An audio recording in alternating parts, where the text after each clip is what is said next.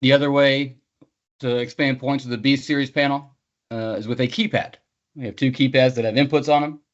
The B942 touchscreen keypad and the B921C. Both those keypads have 4 inputs on them. And same deal there, whatever the address of the keypad is, determines the point numbers it uses. In my case, remember keypad 2 was a touchscreen keypad. The points it could use is points 21 through 24. So I wanted to use a point off of there. I can make the source keypad. Right? And same thing. Name it, give it the appropriate profile, change the area needed.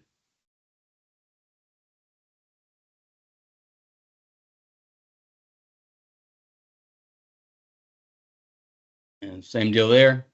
Only going to see keypad as an option for the points it could work with. So always just going to be 4 points on the back of the keypad. So never going to be an option for a point that ends, 5 through 0. Keypad will be grayed out.